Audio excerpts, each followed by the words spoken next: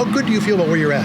I feel solid for sure. Definitely far from being satisfied and complacent. I know there's a lot of work on and a lot to get better at. So, I mean, I'm excited for these next games in the season. I'm excited just to go out there and compete in Seattle on Sunday.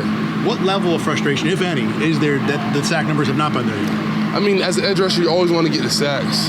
But at the end of the day, you can't be result-driven. You got to be more, at least for me, I try to be more process-driven. So I know if I'm doing everything right, I'm hitting the quarterback, winning my rushes, that's what it's all about. The sack numbers come, you really can't control that. It's like a quarterback trying to throw touchdowns. You know what I'm saying? You could play a good game as a quarterback and win the game without throwing 6 touchdowns or 4 touchdowns. So it's I kind of see it like that, and I try not to get too caught up in the stats because you could have a good game and not have a sack. And I've played, and there's been games where I have 1.5 or 2 sacks, and it's like I didn't even play my best ball, but it's like that's just kind of how the cookie crumbled on that day. You know what I mean? But stats-wise, you did have 6 quarterback hits. That's the most anybody in the NFL's had over 2 years, really, this year and last year.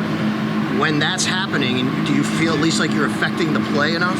Definitely, yeah. Quarterback hits go a long way. You know what I'm saying? Even when you hit a quarterback and they got to get up, it's affecting them even the next play. You know what I'm saying? Quarterback stats actually tend to go down after they've been hit a couple times. So I feel like it's just as important.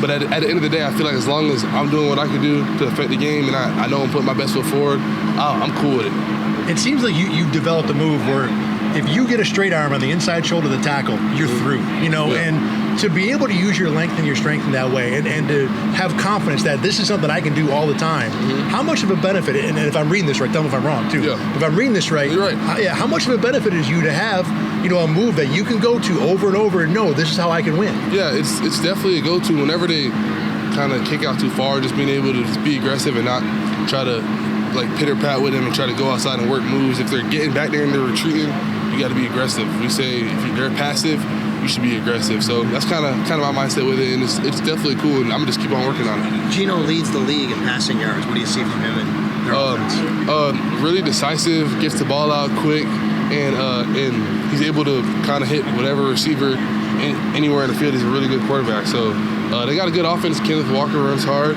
so it's gonna be a good matchup.